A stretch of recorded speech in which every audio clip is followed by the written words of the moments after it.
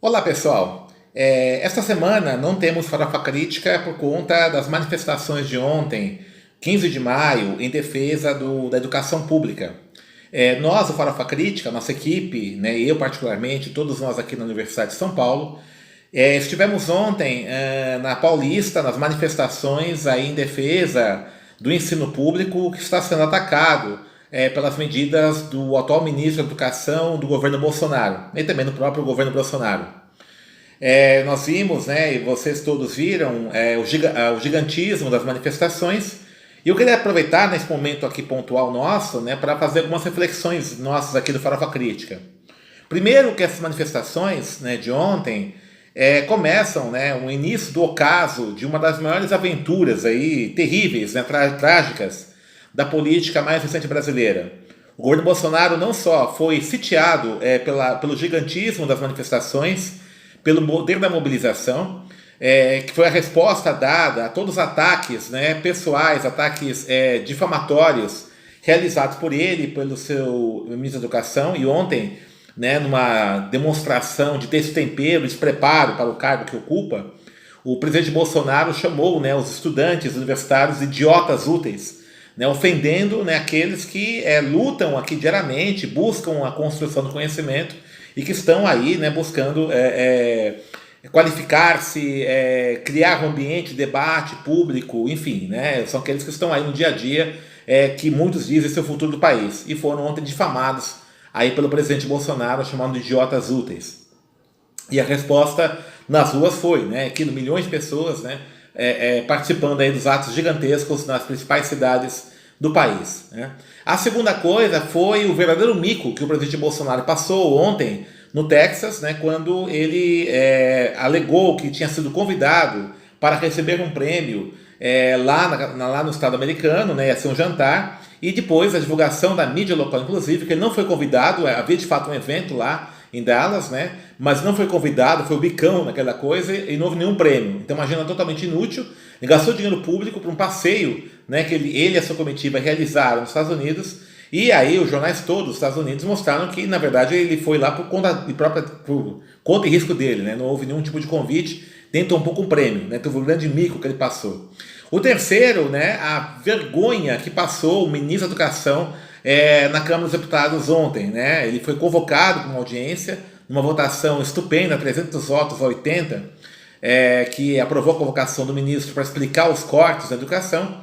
E o ministro, ao invés, né, de prestar os esclarecimentos, né, as explicações dessa medida ao Poder Legislativo, que faz parte do jogo democrático, optou em fazer ataques, em fazer, né, difamações, grosserias a partidários da oposição, a governantes anteriores, transformou, né, o que seria uma audiência pública na Câmara num palanque eleitoral, né, e saiu vaiado, saiu lá execrado por parte dos deputados, né, então mostrou que não tem nenhum respeito o ministro da Educação por parte dos parlamentares, né, isso foi um evento bem complicado.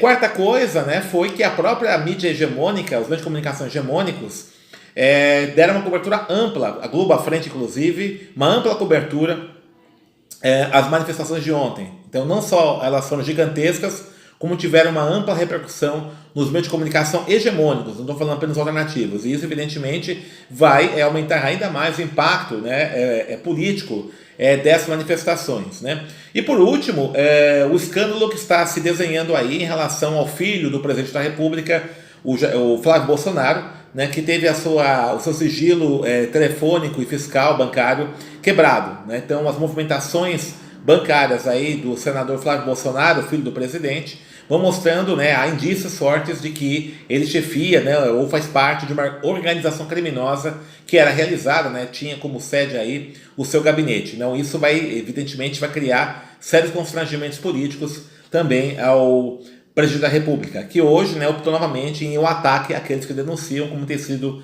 a sua prática. Então, o que nós estamos observando aí, né, é uma forte sinalização de um ocaso, né, do início do fim aí, de um governo, né, que no nosso entendimento, é uma das maiores irresponsabilidades políticas tomadas no Brasil, né.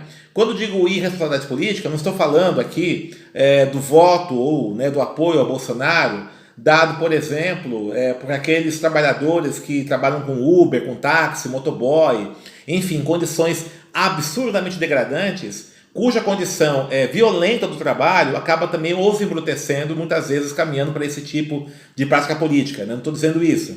Também não estou dizendo de certos segmentos aí que votaram no Bolsonaro, amando aí dos sacerdotes, das suas religiões.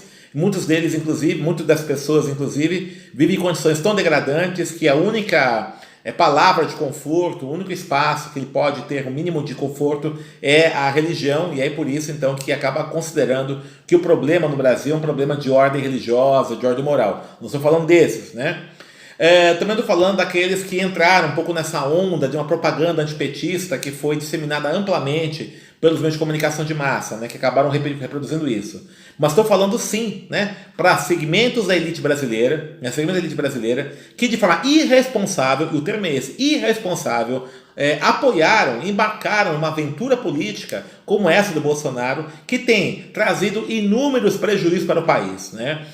O governo Bolsonaro tem ridicularizado a imagem do país. Eu estive na semana passada em Genebra, numa reunião da Organização das Nações Unidas, no setor de direitos humanos, a convite, né, para a construção de um fórum dos afrodescendentes.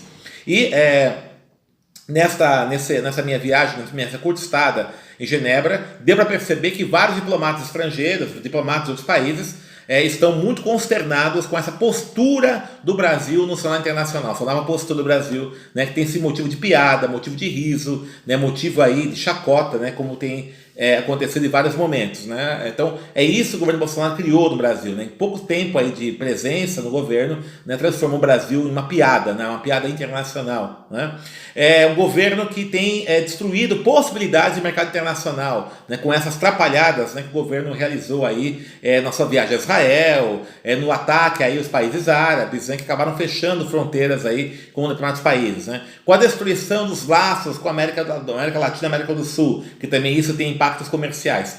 Com a própria desorganização da economia, né? O Brasil caminha fortemente para ter uma recessão econômica, uma redução do PIB este ano, né? O que vai quebrar de vez a economia, vai gerar mais desemprego, vai gerar mais problemas sociais, mais do que nós vivemos hoje. Enfim, né, essa irresponsabilidade, essa abertura irresponsável que foi apoiada por setores da elite brasileira, né, tem que ser pensada. A elite brasileira tem que comprar menos bugigangas em Miami e comprar mais livros e ler mais, e ter responsabilidade política na hora de estabelecer, né, esses seus apoios. Estou lendo hoje vários comentários de analistas, né, articulistas conservadores da grande mídia, né, que estão consternados, estão preocupados porque o projeto neoliberal não está sendo aplicado por conta das atrapalhadas do Bolsonaro, né? Então, eles, em vez de ficar consternado, tem que colocar a mão na consciência para ver a bobagem, o absurdo, a estupidez que realizaram ao colocar o país todo nesse grande barco. Então, espero que essas notícias últimas, esse ocaso,